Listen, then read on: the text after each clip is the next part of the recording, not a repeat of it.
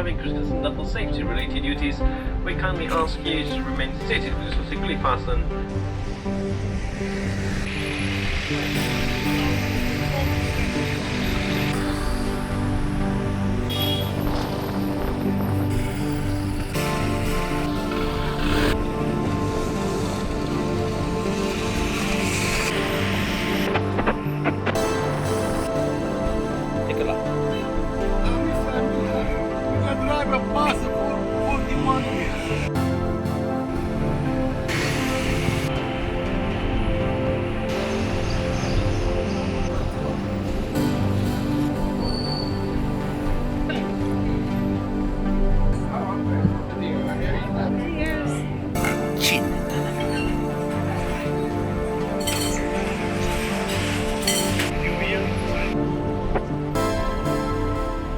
Here I am in the Naples Museum of Archaeology, and there's going to be some pretty amazing things here which I'm hoping to show you a few of them. And I'm testing out the DJI gimbal, little space alien technology gimbly camera-y thing, and I hope it's going to turn out all right.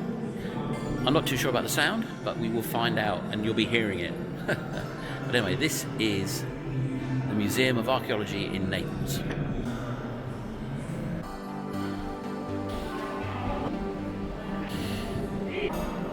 Now look at this guy.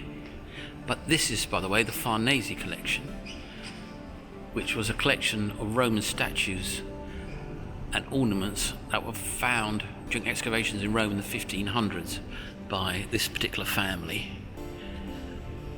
And this is what they found, or some of what they found. You'd want to find that, wouldn't you, in a field? These guys aren't going to drop much. So this is Artemis of Ephesus, and if I recall my history right, she came from basically Iraq, Iran area, and was absorbed into the gods and the pantheons of the Romans later on. Treasure after treasure.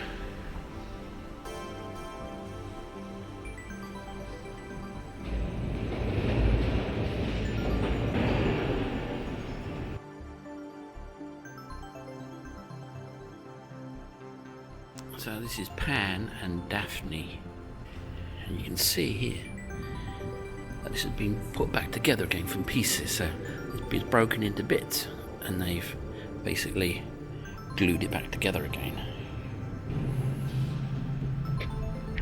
So here we have Antoninus Pius, and I found a few of his Sesterciuses recently, and over there is Hadrian's boyfriend who drowned in the Nile, Antonius. So that's going to be Caracalla back there, isn't it? Oh, apparently that is unidentified. And there's Hadrian again. If you look at some of his Sesterces, it'll be that particular bust, and in others it'll be different. Still the same recognisable Hadrian, but a slimmer one, not quite so chunky. And that is Dionysus, who later on became Bacchus, who was a much fatter, chubbier guy, the god of wine drinking and wild behaviour. Don't know who that is. Oh, Eros, yes. There's no such thing as an ugly partner, only not enough wine. Wine and love going together. Quite a marvel. He's a kneeling barbarian. Didn't mind making their barbarians look handsome, did they? And for that matter, strong. A pair of kneeling barbarians. And a Roman whippet about to, you know what, probably. Lick his paws. Certainly an incredible collection of statues. Don't think I've ever seen such a great collection. That's Artemis. Don't want to get on the wrong side of her. Can you tell?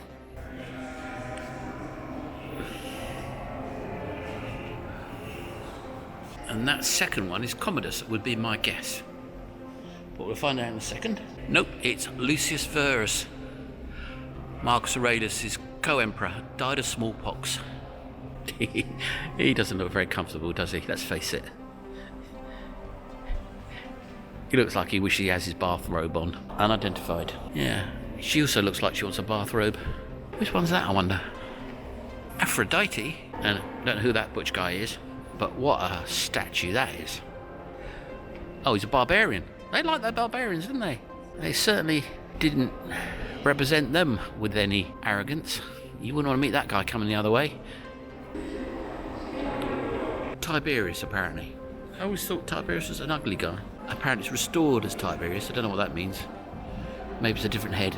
Here we have Hercules, once again, with his club, and the skin of the lion that fell from the moon. Or was it the sun? I can't remember. Which had impenetrable skin, which he used as his armour. And he killed the lion by strangling it. How he skinned it is another matter. They don't go into that. It doesn't always hang together, Greek mythology. Let me look up his nose, see if he's got any hairs poking out. Nope. A mighty profile. Now that looks like Augustus, but it's a rather awkward statue, I would say, that one. Let's find out who it is. Tiberius. Close, but no cigar. But you see his head's been stuck back on. That is a big statue. Okay, let's play Guess the Emperor. I say Antoninus Pius.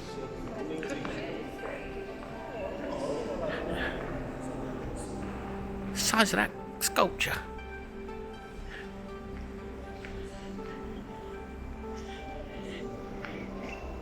Hey, I got it right. Antoninus Pius. I've been getting it close but not accurate, but I got him right. Look at that. It's absolutely gigantic. It's that big. Wow, huge statues. Doesn't seem fair. Achilles and Troilus, apparently. Oh, doesn't this come from the baths of Nero or something? It's huge. So that's 3rd century, isn't it? 220, that kind of thing. And apparently it's heavily restored from bits and pieces over the years. But even so, pretty amazing. What I meant to say was that was from the baths of Caracalla. I knew it was somebody's baths anyway. I always had a very big bathroom. So these are intaglios, Roman intaglios. Sometimes they would be in rings or necklaces or embedded in things like cups or statues or vases. And this is all part of the Farnese collection in Naples, and it's amazing if you're into history and the Romans in particular, and fabulous treasures. This place has got them. I mean, look at these. Aren't they tremendous? And you can still buy this sort of thing at auction, and some of it's incredibly cheap, i.e. hundreds, and some of it's amazingly expensive, like hundreds of thousands. But of course this stuff still comes up today by hook or by crook.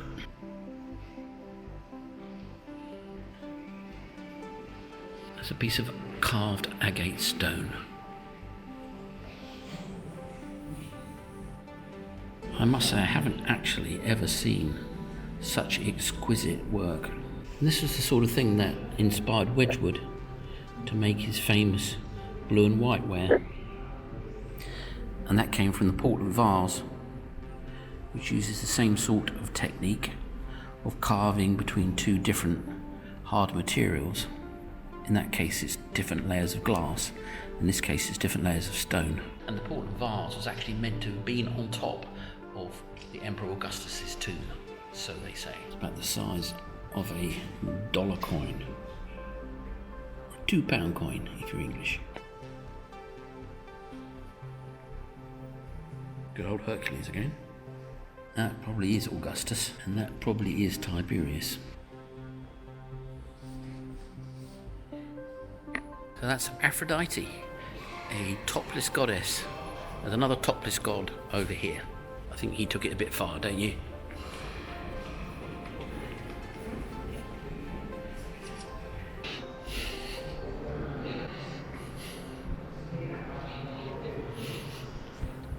I mean, just so you get the scale, it's big. It's very big. Julius Caesar. Claudius. Vespasian with his hairdo missing. Vespasian again. He doesn't look like him. That looks like Nero, but it's not. Oh, it's Domitian. And there he is again. Now that does look like Domitian.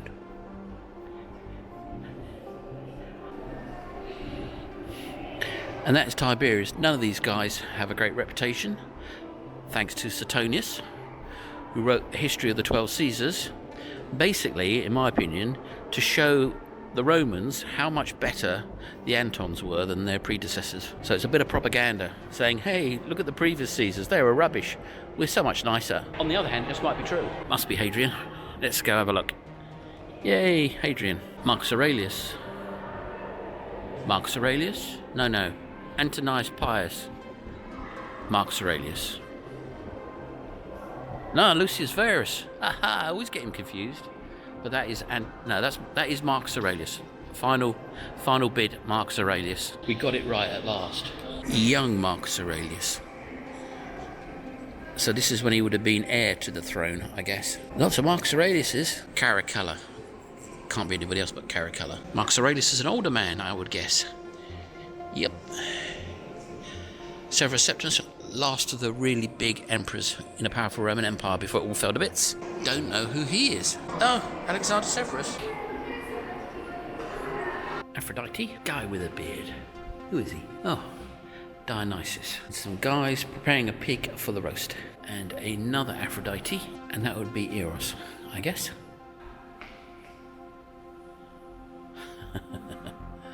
Silenus. You like to drink that one.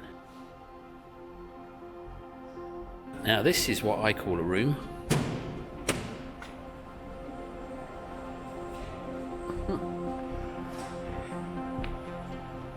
That is quite a big room. Now sadly, the Herculaneum exhibition is closed. Now this is more like the stuff you'd find.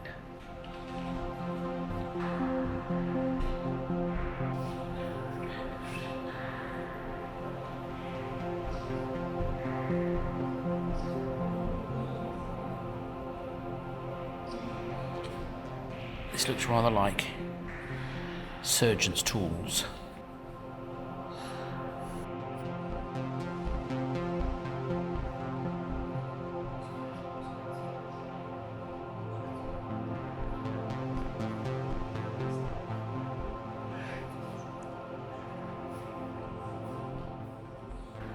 A nice silver bucket.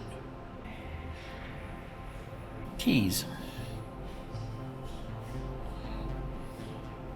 Doorknobs and handles.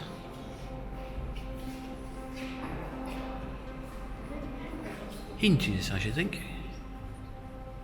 Now I might be wrong, but this might be a water organ. They had organs that were powered by water. So you poured water from a fountain into them and they kind of played tunes. Apparently, I wasn't there, I only heard by rumour. But these are musical instruments. There's a flute. Don't know what that is. Some sort of stringed instrument, maybe. Finger bells. Don't know what that is. That's worth looking up, isn't it? Maybe it's a twanger. Maybe a twang dit or a rattle dit. But that is definitely a flute. But you'd think that would be some sort of bass for some sort of harp, lyre kind of thing. But I'm just wondering if it wasn't a water organ.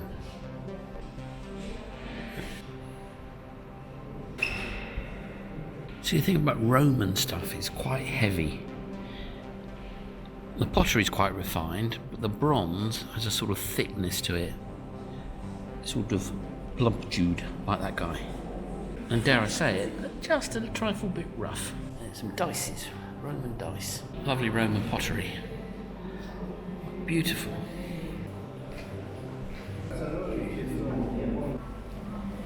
It's always interesting when you find a bit of bronze lump to wonder if it came off something like this.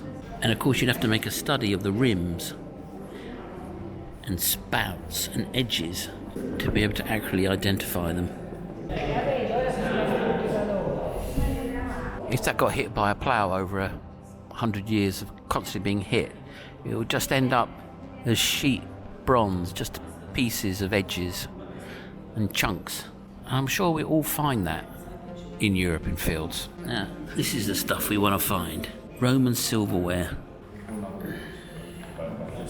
And these cups are actually like glass now. They shatter and fall into tiny pieces if you hit them. They're not solid metal anymore, they've become vitrified. You see that one there has been smashed, just like a glass bottle would be broken.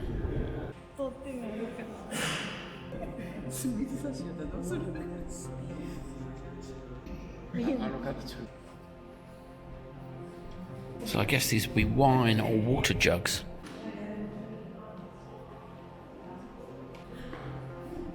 Because if you actually wanted to collect Roman stuff, about the cheapest you can get is glassware, which you would have thought would be the most expensive because it'd be the most fragile, but it isn't. Here's some here. A glass vase like that is probably $200 or $300, which is ridiculous and amazing. And an opportunity for anybody with $300 that wants a Roman glass bottle. Look at that. An alabaster wine crater. So a Roman glass vase. I have one just like that at home. Bottles melted by the eruption.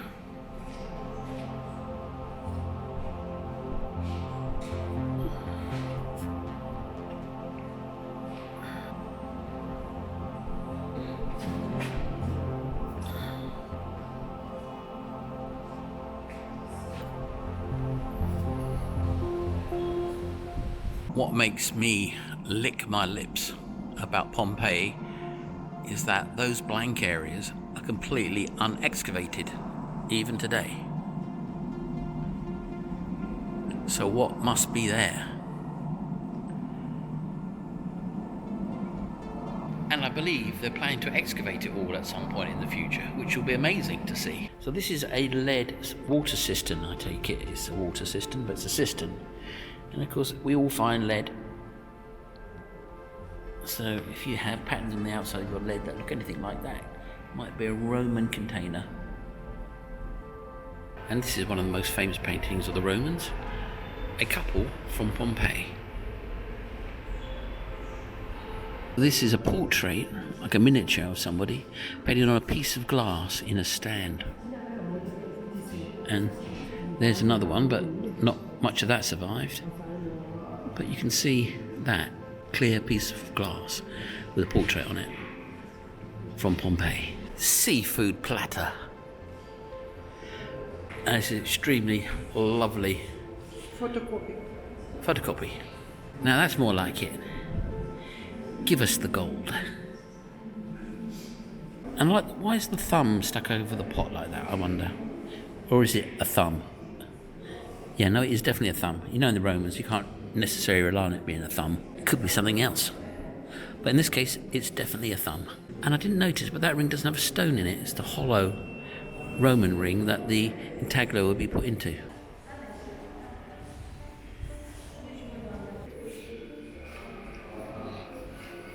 Some people say these are sex symbols, but I think that's a fallacy. Romans getting up to monkey business.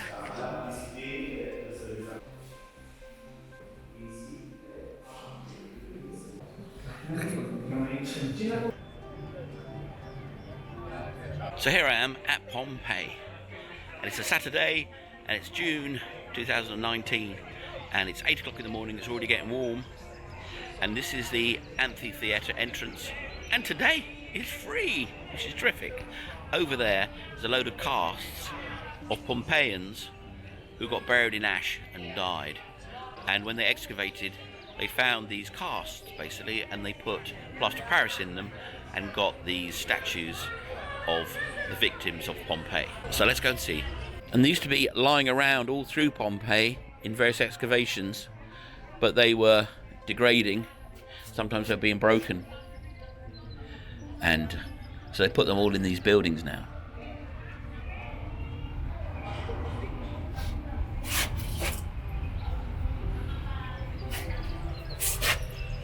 And they would have been overcome by fumes from the eruption, and also would have been buried by ash. Potentially They'd been killed by falling stones, because it wasn't just light powdery ash that fell down like snow, also rocks and pebbles from the volcano moving at great speed. And there are the victims of Pompeii in their final positions as they passed away under the eruption, which swept down and wiped out the whole city, and others as well, Herculaneum, Boscaral, everything that was here. But most people got away. I think something like 2,000 people died out of a population of 10, that sort of volume, because they knew it was coming, and a lot of them evacuated out far away from the volcano and survived. But those that stayed perished.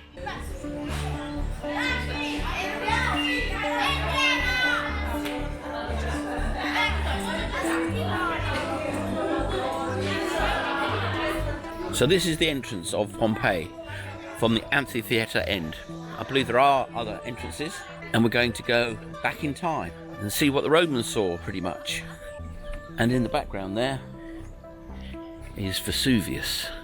So what I find interesting, particularly, are Roman bricks, because there's nothing like them, and they're small, thin bricks, and we'll be seeing them everywhere we go. And if you ever see a brick like that, it's Roman. So there you have Roman bricks, much thinner than modern bricks, or even for that matter medieval bricks, and everything is made up of them. And there's the amphitheatre.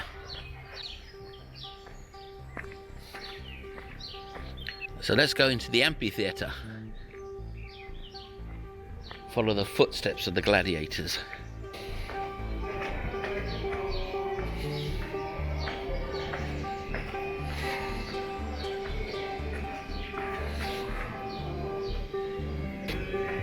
Clearly we've got Romans down there having a good time.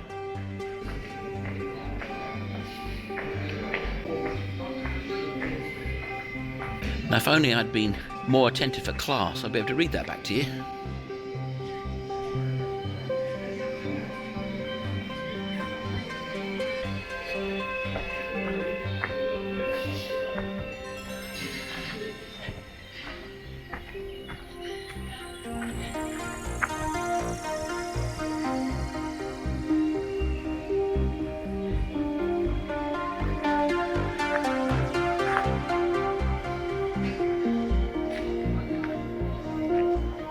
This is where you'd be fighting if you were a gladiator. To the death.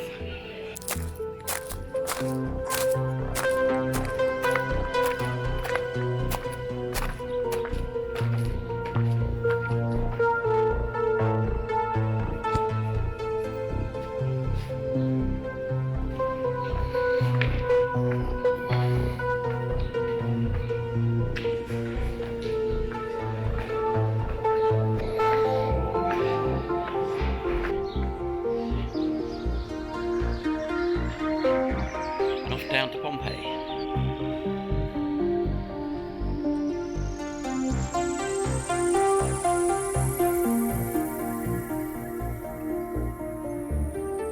There's a row of houses. You can see the houses are made out of lava blocks from the volcano. They used to make lava into bricks for very tall buildings because it's very light material. So they grind it up and make it into bricks. And San Sofia, which is the big Roman church in Istanbul, the bricks are made of lava, which was brought from one of the Greek volcanoes, because that way they could build a high dome and it wouldn't collapse under its own weight. And you can see here these walls would have been stuccoed with this plaster-like material and painted red, which is an iron oxide, I believe. So rather than this sort of knobbly wall effect, it would have been smooth red plaster. And there's a lovely villa.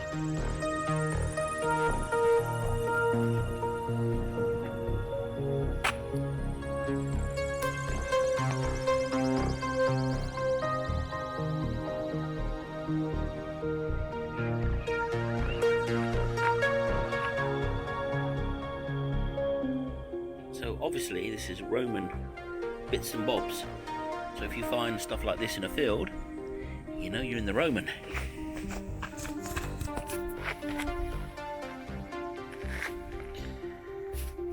that is a bit of Roman pottery, a bit of edge of Roman pottery.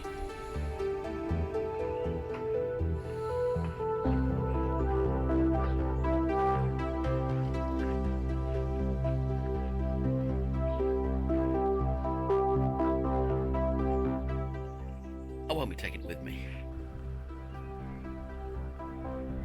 And this is a main street. And I'm guessing, I'm not sure, but you can see the crossing points there. Big lumps of stone. I wouldn't be surprised if these weren't filled in. And certainly if you had horses going up and down here, it would get filled in anyway. Otherwise I can't really see the purpose of those high stones. Because you just have a lower curb and you would walk across them like you do in modern roads. But if this is the road bed and it was built up with other things, that would make more sense. But I don't know. They'll probably tell me it was done on purpose like that. But it's a bit odd if it was.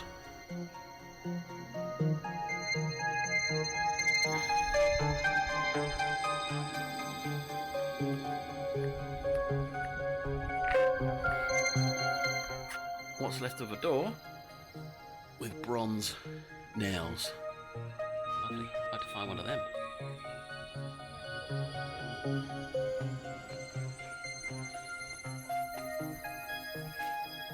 This is the other side of that villa. All the gardens and water. With all the gardens and water systems.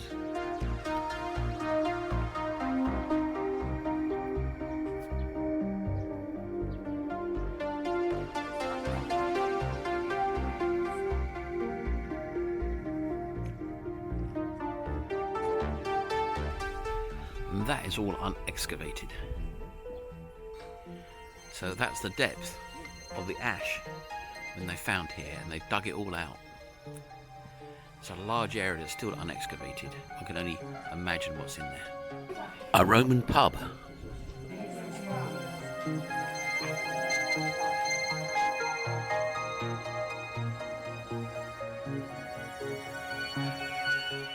And they are Roman tiles. So let's get up close. Some Roman roof tiling. Big old slabs, aren't they? Big old slabs.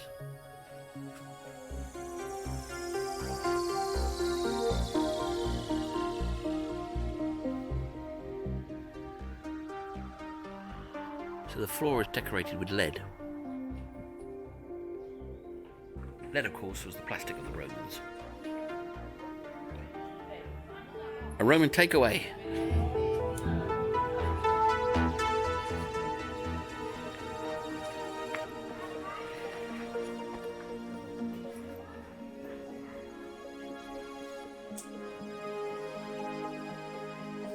So they're rebuilding some of these places, putting the roofs back on,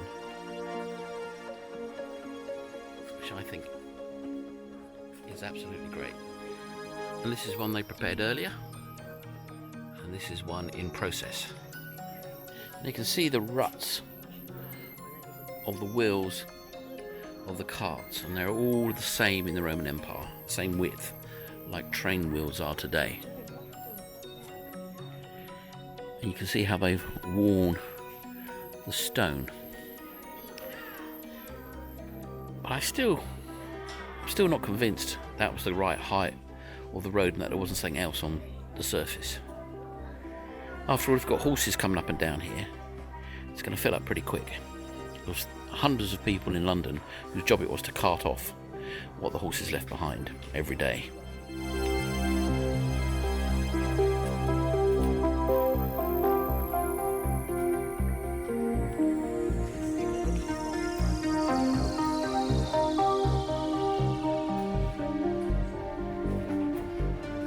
New excavations in the unexcavated areas, and they look really, really exciting, because these days they're more interested in the buildings and preserving everything perfectly than robbing all the good stuff, like back in the day when all they wanted was treasure.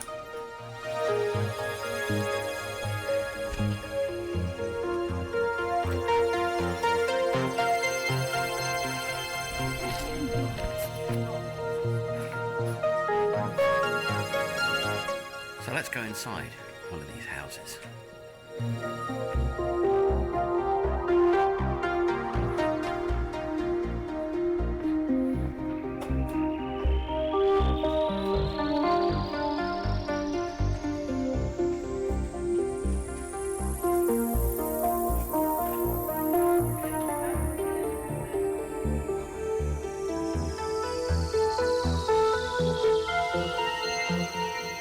That is a lead cistern.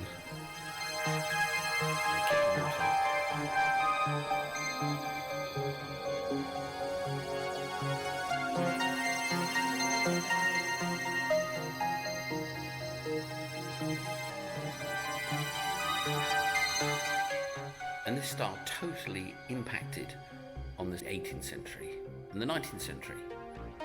So the Roman style, you can see that all across Europe, particularly in the 1700s. This sort of style on walls. Nice little golden flowers, subtle colours, the classic look.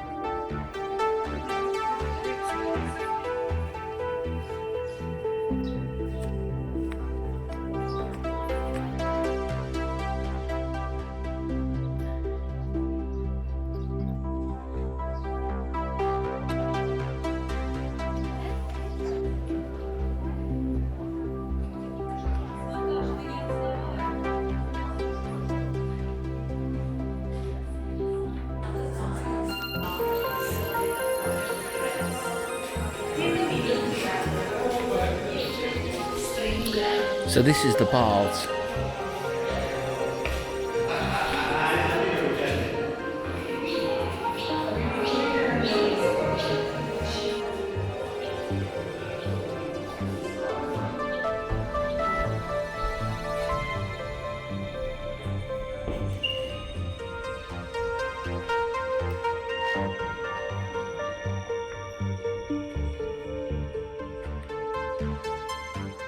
That's the hypercaust, and you can see the floor suspended by piles of bricks.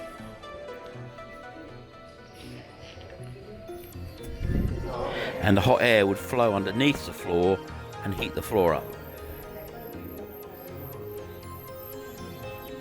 And I'm just guessing, but I suspect this is probably the steam room of the baths.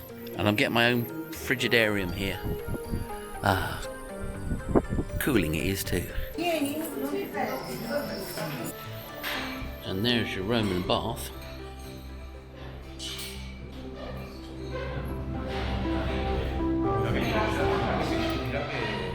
So on the outside you can see all the walls behind, and on the surface was stucco and decoration.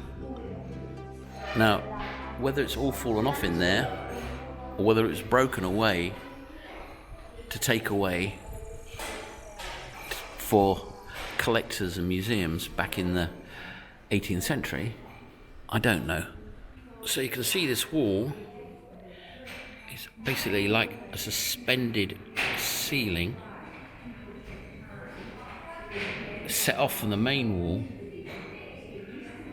This is applied to the surface, and your paintings would be on fresco on these outer walls. And all this floor is made of tile.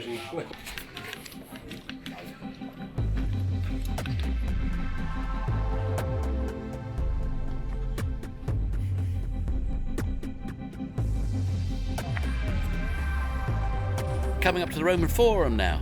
Let's go see.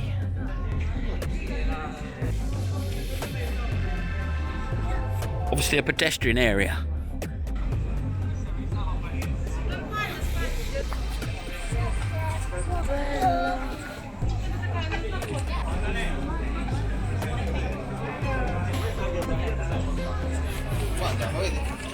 I suspect it was probably like this back in the day, but with Romans, not tourists.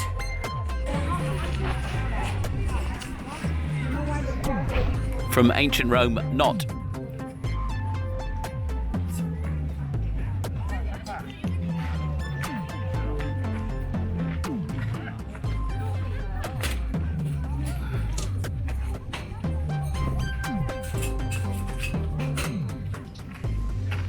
Temple of Zeus.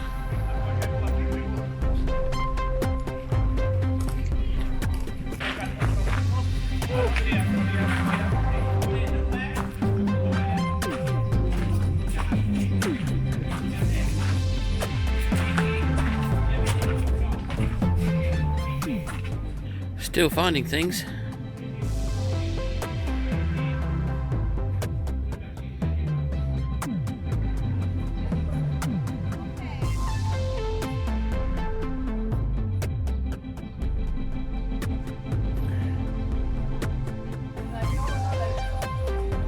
Temple of Luck.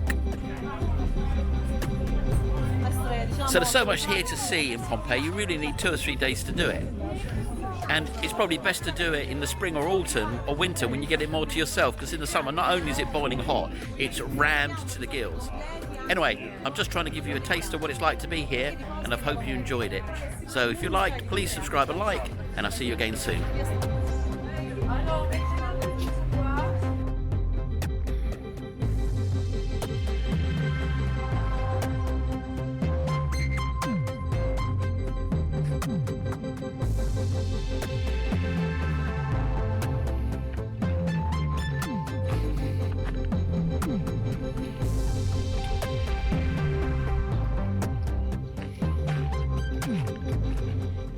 Really needed to fix this bit up for the volcano.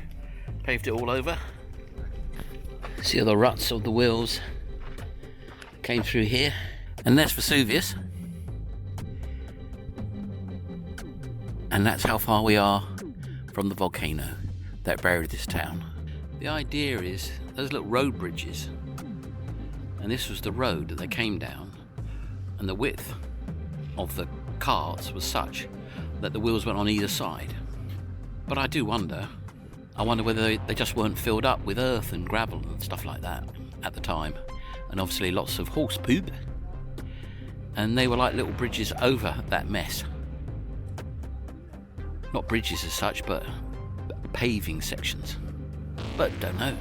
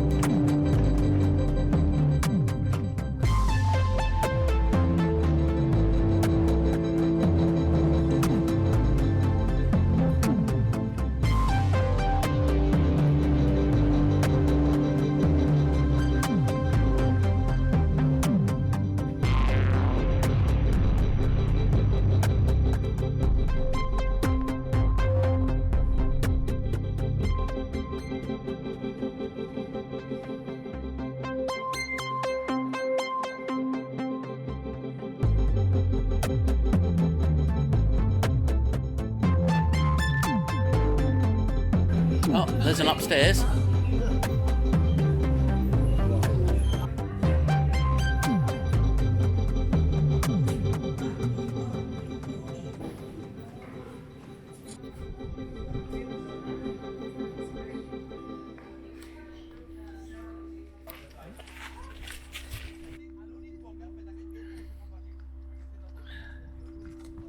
These are tombs of the Pompeii Necropolis.